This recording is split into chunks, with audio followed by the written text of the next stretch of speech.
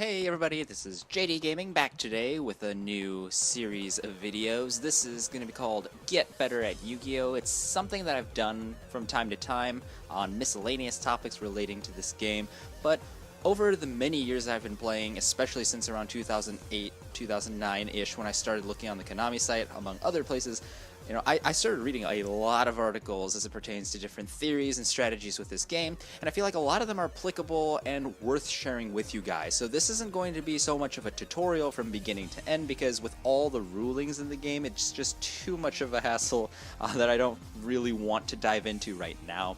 Plus, I'm sure there are many other tutorials out there and people who can do that type of, how to play much better than I can. So rather than that, I'm just going to choose some ideas, kind of like I have in the past, but make it just a little more regular. I'm going to bring in topics that I feel can help a lot of you guys step up your game. This first series is going to be goal-oriented dueling. It'll be a 3-episode part that will be a video each day for the rest of this week, and then we'll continue on with next Wednesday, just every Wednesday after that. Hopefully I won't run out of ideas, but if you have any suggestions on topics that you would like me to cover, feel free to leave them in the comments section down below. Anyhow, we will get started with this first episode. So this is going to be goal-oriented dueling, and first you need to realize, what is a goal? Well, in simple terms, a goal is the plan that you have in your mind that you want to realize into making your victory happen. In Yu-Gi-Oh!, since it's a game where most of the time you are doing 8,000 points of damage to your opponent, it's how can you take your 5 or 6 card opening hand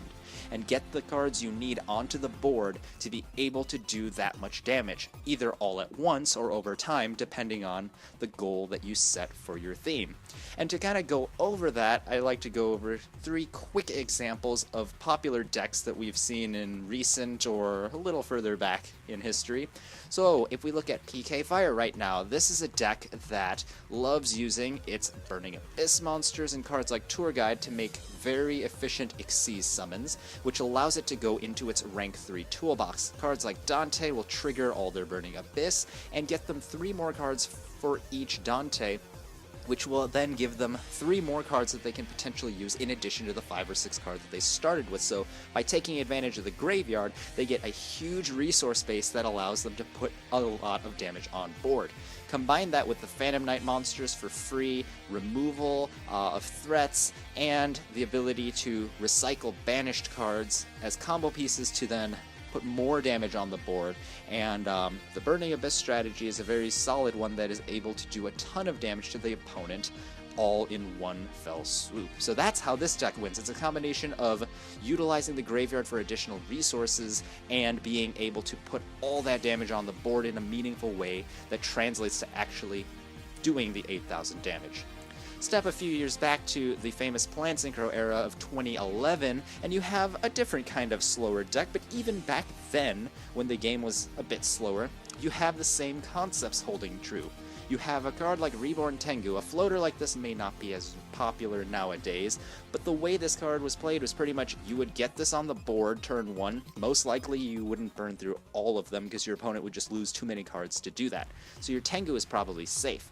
Follow that up with either a Lone Fire Blossom or a normal summon of one of your double-use tuners like Blow Up or Spore, and all of a sudden you can string together Synchro Summons with Hyper Librarian drawing you free cards.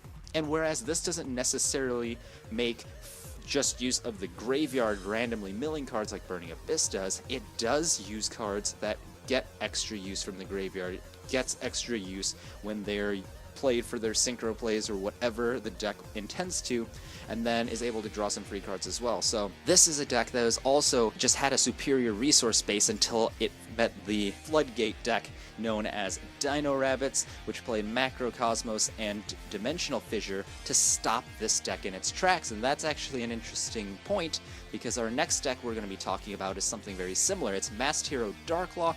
Heroes have been historically very, very popular. Of course, elemental heroes are different depending on which kinds you play. They're the Omni heroes, the classic heroes, Neos, and all these others. But the Masked Heroes have been pretty popular recently. And the way, of course, they work is they have their boss monster, Darklaw, who's able to banish all the opponent's cards that would hit the graveyard, denying cards like Dante and the Burning Abyss monsters from ever triggering and gaining their bonuses. So This is a deck that doesn't play so much to get its own cards per se, it works by preventing the opponent from reaching their goal, hindering their plays so that the heroes can capitalize and win when the opponent is weak. And this is also a big reason why hero decks live or die by summoning their Dark Law. If they can get this out early enough to wreak havoc on the opponent's strategy, it doesn't matter if they're playing against the super fast speed of PK Fire, because the deck's pretty much just cardboard doing nothing to them. And at the same time, if the Burning Abyss player can take advantage of the fact that heroes need this out before they get their effects, then Dark Law may not be a big enough problem. But the way this deck works, of course, is transforming Elemental Hero Shadow Mist via Mask Change into the big Dark Law. And since you get the Mask Change for free upon special summoning, the cards you would include in a deck like this are cards like Summoner Monk or Goblin Bird to ensure that you get that trigger off. So you're playing cards in the deck that will allow you to reach the goal of summoning Shadow Mist into change into the Dark Law. However, because this deck also has the Shadow Mist that can fetch a non-Shadow Mist elemental hero like Bubble Man, it became a potent Xyz summoning deck that has a toolbox to get rid of the opponent's threats, as well as do a bunch of damage to make big OTKs. So it wasn't just a one-trick pony to drop Dark Law, it was quite versatile and aggressive as well. So these three decks are quite different from each other, and it's not even like these three represent all decks that you will see anywhere in the past or in the future, or that you may be playing right now. But what do these decks tend to have in common? Well, first of all, these decks tend to have access to a very efficient resource space, whether that's getting free cards or searching exactly what you want when you want. The deck has control over the types of cards that it wants to see and put into play, giving it just a sense of consistency that allows it to beat other decks that just don't see its plays as often. Consistency is king here.